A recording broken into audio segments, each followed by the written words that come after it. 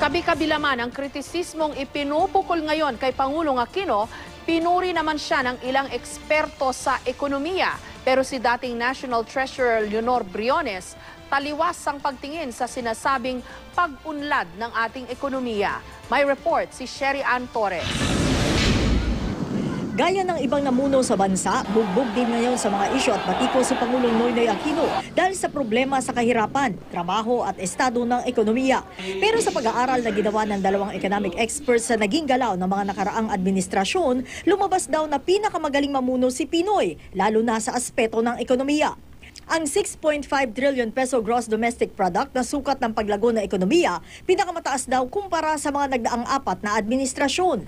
Ang kaibahan pa daw ni Pangulo Aquino sa mga dating Pangulo, political will. You have to have political will to push for very hard reforms.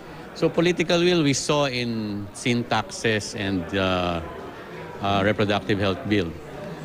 Because others cannot do that. Pero maganda ba ng economic indicators ngayon, dapat daw palakasin ang pamahalaan ng pagkita at balansihin ang kita sa gastos nito. Gayunman, mahina rin ang gobyerno na bawasan ang bilang na mahihirap, pati na ng pagbibigay ng disenteng trabaho. Pinuna rin niya ang problema sa mga pierdito at traffic. We need to really ensure our investors that that the flow of goods and the flow of services will not be hampered by all of these problems. Pero tinawanan lang ni dating National Treasurer Leonor Briones ang mga iprinisintang datos. Gayon din ang sinasabing pag-unlad na ng ekonomiya ng bansa. Ang GDP daw kasi lalo na kung numero lang ito, hindi kayang pakainin ang mga tao. Kung ako ay isang ordinaryong mamamayan, ang batayan ko, bumuti ba ang buhay ko? Tumaas ba ang kita ko?